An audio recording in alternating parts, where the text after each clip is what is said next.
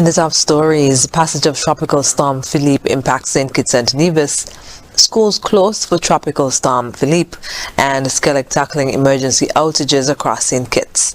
The details on these stories and more after the break. Switch to a Ready Cash loan today. Bring your loan to us and get 25% off your interest rate. Get flexible payment terms, fast approval, and hassle-free service, so you can do all the important things you need with ease. All you need is your ID, proof of address, payslip, job letter, and 2 references. Visit us in-store or apply online at www.shopcourts.com. Courts Ready Cash. We are ready when you are. Conditions apply.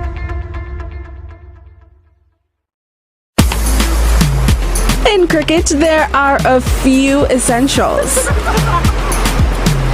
a bat, a pitch, a ball, some fielders, and plenty of refreshments. Enjoy the cricket with Angostura Chill. Angostura Chill, the official refreshment partner of the Hero CPL T20.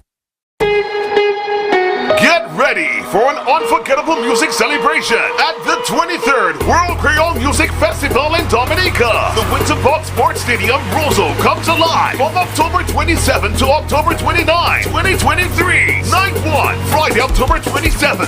Popcorn, Michael Henderson, DJ Stax. 5, Patrice Roberts and the A-Team. TK International. Night 2, Saturday, October 28. Barry's Hammond, Tabu Combo, Gordon Henderson, Zook All-Stars, Joella Sewell, NG, Jean-Luc Guanel, Benny Quistos, Joe Boy, Ezra, The Fun Machine, and Jiggy Esa Bantan. Night 3, Sunday, October 29. The grand finale, Ecstasy Band, Marshall Montano, Midnight Groovers, Jada Kingdom, Signal Band. For more information and ticket purchases, visit the official website at dominicafestival.com. Don't miss out on the World Creole Music Festival 2023, a celebration of legacy.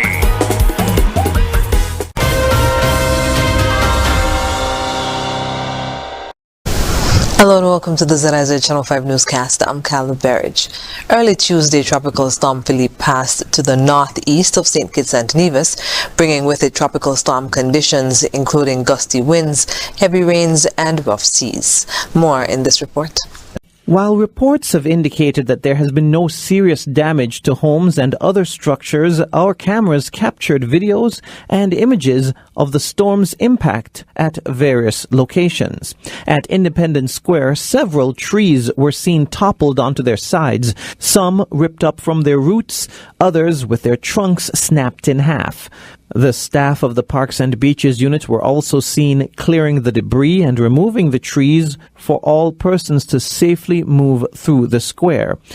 Meanwhile, in downtown Basse-Terre, debris such as leaves and other materials could be seen scattered about the streets. The shoreline along Newtown and Irishtown has been rough for most of Tuesday, with waves crashing into the Irishtown Bay Road. National Disaster Coordinator at the National Emergency Management Agency, Abdias Samuel, gave a report on the damage that has been sustained around St. Kitts. A number of down power lines. We have also witnessed and seen and received report of trees that are being down throughout the island. We also have seen areas that are prone to rockfall. Those areas are being assessed so that we could advise the public in terms of road users who may traverse these areas. We are also looking at our ports of entries. As you are aware, we are a tourism-based economy, so these type of weathers would affect our airlift into St. Kitts and Nevis. So we have been in consultation with CASPA, looking at the potential risks and threats of aircraft landing at the RLB International Airport. Senior Met Officer Elmo Burke gave an overview of what could be expected throughout the remainder of the night. For us here in St. Kitts and Nevis, overnight we can expect some additional showers, some of which may be moderate in intensity at times and accompanied with some thunderstorms and some gusty conditions. As we move into tomorrow, the amount of feeder bands or rain bands moving through the island are going to decrease in terms of frequency as well as intensity. But we at the Met Office, we're going to continue to monitor the weather situation, and additional information will be forthcoming if there is any worsening of conditions. As Tropical Storm Philippe moves away from the Federation, forecasts have stated that the strongest winds and heaviest rains would likely occur in the islands to the southeast of the center. Jason Davis for ZIZ News. Schools around the island remained closed on Tuesday due to the passage of Tropical Storm Philippe. This was announced by the National Emergency Management Agency, NEMA, in an update. ZIZ reached out to the Minister of Education, Honorable Dr. Jeffrey Hanley, who said schools have reported no damage following the passage of the storm.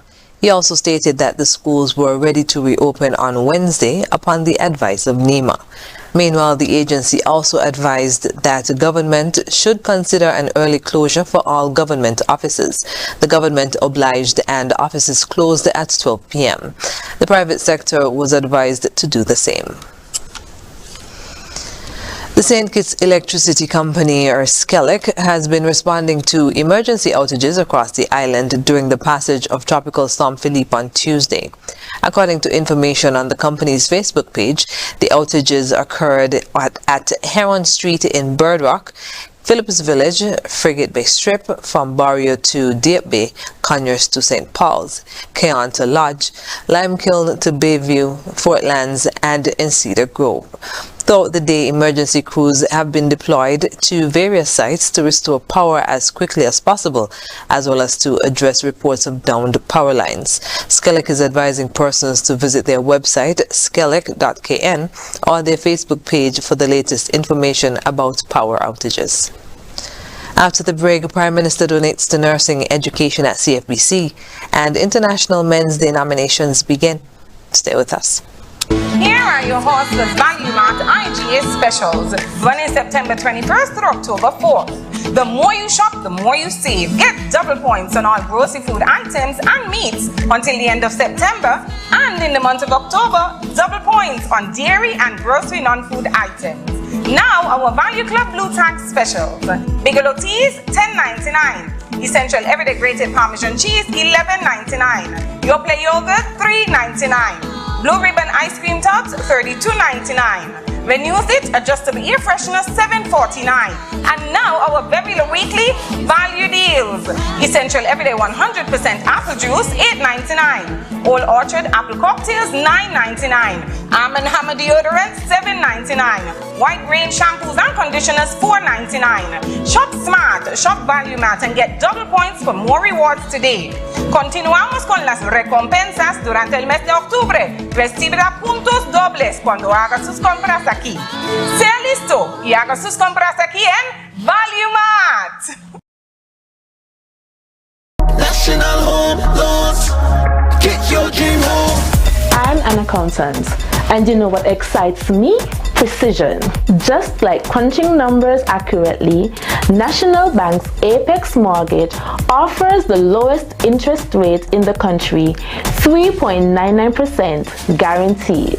Precision is essential in construction as well. Just like Apex Mortgage's attention to the detail of our dreams. If you are a college or university graduate, this is your opportunity. Details are everything for an engineer, and Apex Mortgage recognizes this. Offering up to 40 years for repayment, it perfectly complements my home ownership needs. Plus, National has my back with a 3-month payment grace period. Apex Mortgage. For me. And me. And me too. National Home Loans. Home ownership made easy. When you're with National, you're home.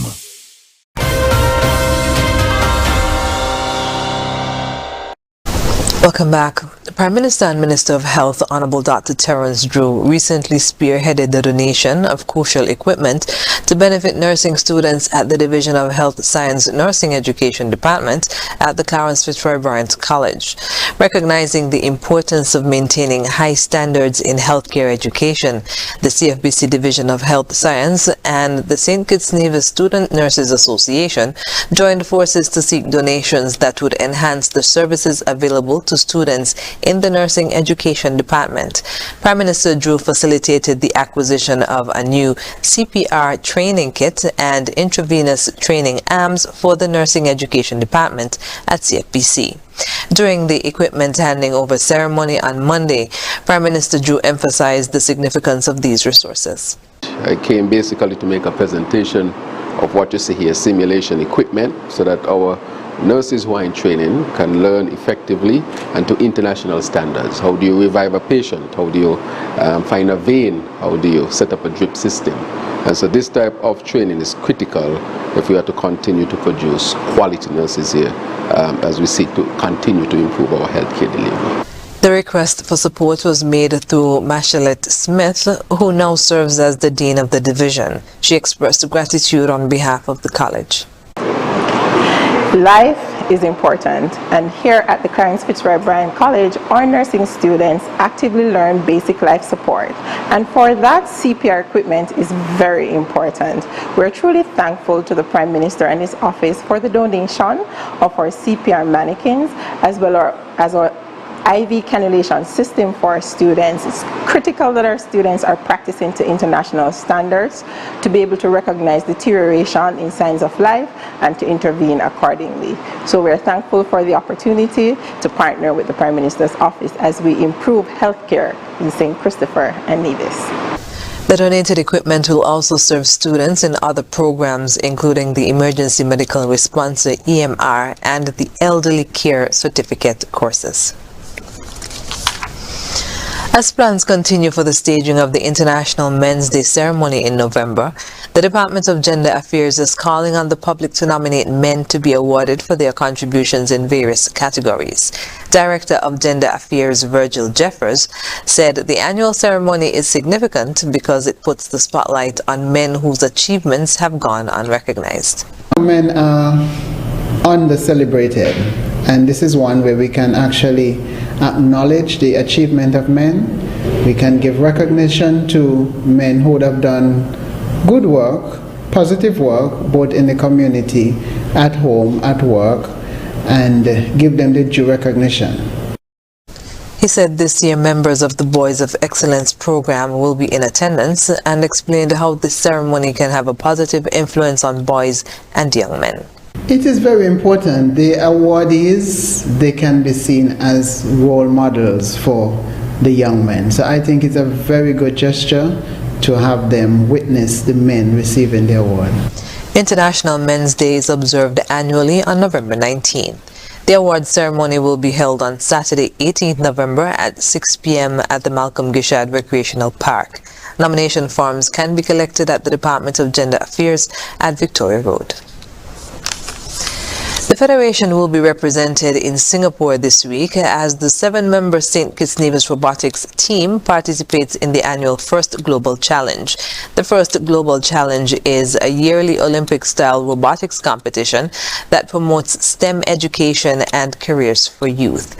Ahead of their departure later this week, ZIZ News met with spokesperson and assistant engineer Hannah Marie Williams, who explained the theme for this year's challenge, Hydrogen Horizons. We were tasked with many things, but we were mainly tasked with building a robot out of a set number of given parts to accomplish a set of challenges that the first global competition outlined.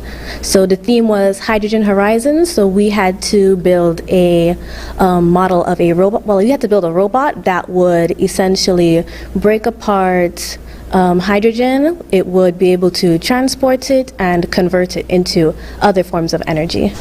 Team Captain Michael Shaw spoke of the personal advantage to be gained by First Global participants. This provides lots of opportunities. This will actually go on your resume, for sure, definitely. You are literally representing your country on a global scale on the highest plane of robotics, Olympic style. So, and this is for students and adults, especially for the students, so in 13 to 18, so you have young students traveling to represent your country, and they could not even have knowledge on coding, engineering, ads, and they just going through this, they've learned so much. This year's team is for the first time made up of a majority of Nivisions. Nivision team member Nyla Taylor spoke of her experience being on the team for the first time. Honestly, the experience, it's been so great. I feel like coming from Nevis and traveling to St. Kitts so often, and I feel like to help with something so significant to the Federation, it just makes me smile, coming from camp, not knowing much about STEAM or STEM, I feel like for the long term this could really help me and everyone on the team. Chairman and founder of the St. Kitts Nevis Robotics Association, Dr. Ricardo Neal, said the team's participation paves the way for greater accomplishments for the association. The St. Kitts and Nevis Robotics team annually, just as usual, prepare a team to represent the Federation of St. Kitts and Nevis. It's something that we are happy about because we have a long-term goal, and our long-term goal is to build a new industry in St. Kitts and Nevis. We want to bring First Global here, for First Global to have their competition here, and so by us participating on a yearly basis, that is setting the stage to have that happen. We have a set of young people in St. Kitts and Nevis here who are driven, and so we intend to make sure that the world know about St. Kitts. The St. Kitts and Nevis Robotics Association International Robotics team will compete against thousands of students from more than 190 countries at the 2023 First Global Challenge in Singapore from October 7th to 10th. Coming up in regional news, Cubans recruited to fight for Russia. The details when we come back.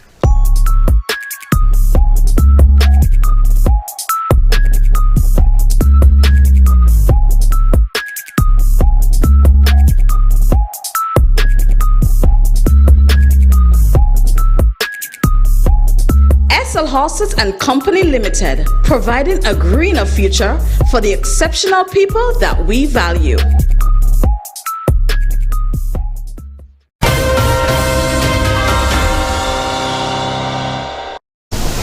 In the poor outskirts of Cuba's capital, Havana, a spate of men have been recruited to fight for the Russian army in Ukraine.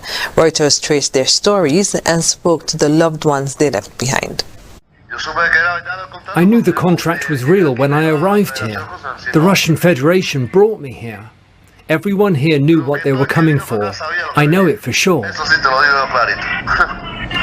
Former bricklayer Enrique Gonzalez is one of many Cubans who say they were recruited by Russia to fight in the war in Ukraine.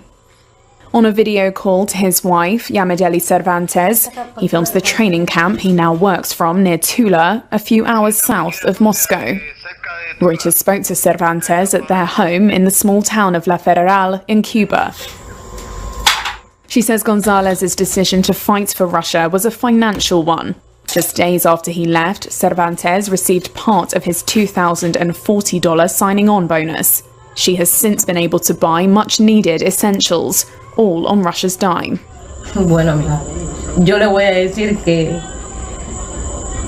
I am going to say that necessity is what is driving this. If we weren't so much in need, I am sure these men wouldn't have gone. So you work and work and work. My husband worked alone without any assistance.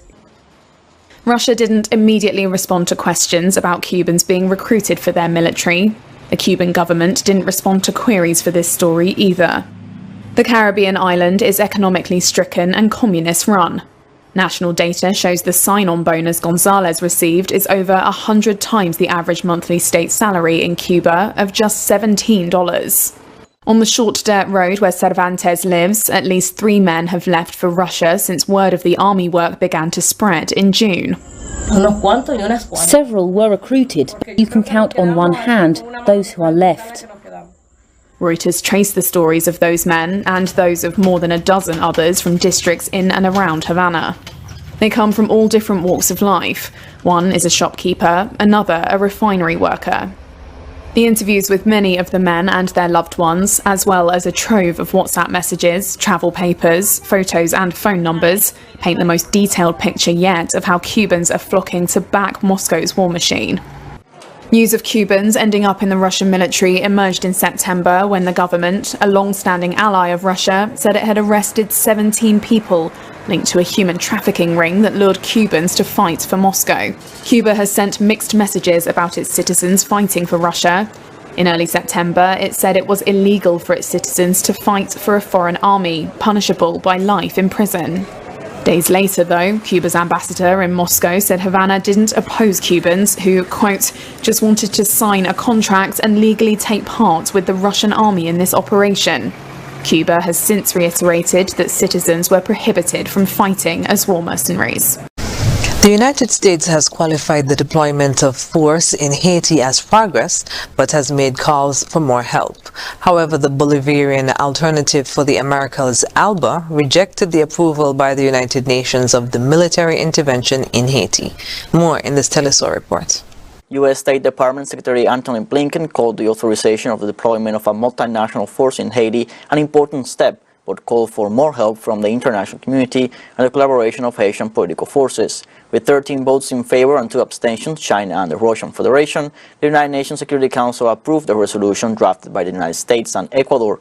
According to Blinken, this critical mission will meet Haiti's need to address insecurity and create the security conditions necessary for long-term stability and growth. The deployment of the force would last for 1 year, with a review after 9 months. This would be the first time a mission has been deployed to Haiti since the one approved by the United Nations 20 years ago.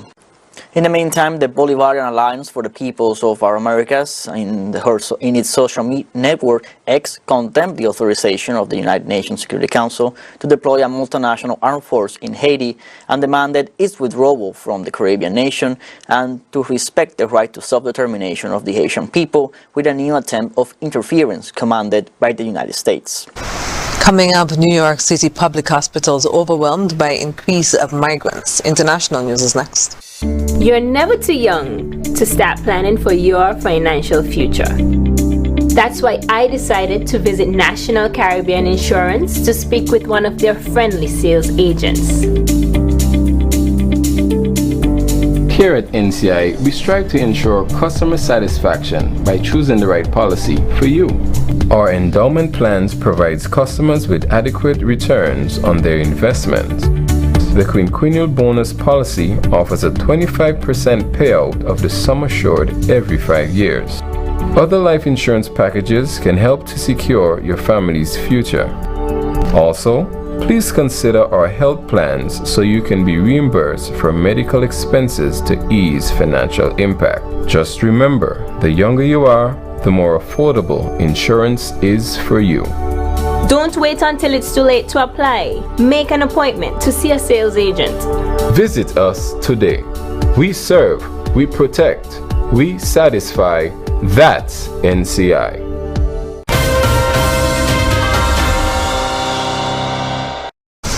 Welcome back. Officials say there were 200,000 illegal crossings at the southern border last month and a record 3 million migrants that crossed over the last year. The increase is putting a strain on cities and healthcare systems. NBC News' Julia Ainsley visited a hospital where migrants make up a quarter of the patients. Tonight, the border crisis surging. Officials telling NBC News there were over 200,000 illegal crossings at the southern border last month, and a record 3 million migrants crossed the border in the last year. Now, a new warning 1,000 miles away in New York City, where officials tell us resources are overwhelmed. Across public hospitals in New York City over the last year, nearly 30,000 visits by migrants and 300 new babies born to migrant moms. Staff here at Bellevue Hospital tell us they're eager to help, but the numbers are tough. This has been the hardest work that I've ever done, but it's been the most impactful work that I've ever done. And most of the visits to the taxpayer-funded legal clinic here are by migrants. Our clinics are full, and there are waiting lists, and people are turning people away or referring them to other places. Randy Redkin from New York's Legal Assistance Group says so many migrants are asking for legal help on asylum representation and health care access. Now, she says, American citizens who need legal assistance with issues like eviction and insurance have to wait up to 10 weeks. If you ask me, do we need more resources for legal services? I would say absolutely yes. Meanwhile, New York's governor now slamming the situation at the border. It is too open right now.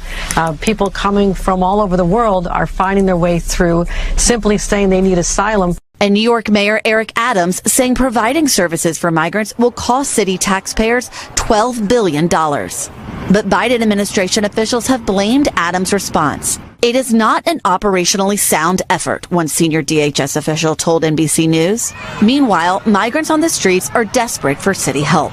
We met Orlando, who fled violence in Venezuela. He didn't want to appear on camera, telling us he slept on the street before coming to Bellevue for cancer treatment. How is that for you, given your medical condition, to be sleeping on the street? You have to make believe it's a good bed, a king size, and you lie down wherever and go to sleep, he says. Orlando tells us he came to New York because he heard about the social services the city would offer to migrants like himself, who are trying to start a new life.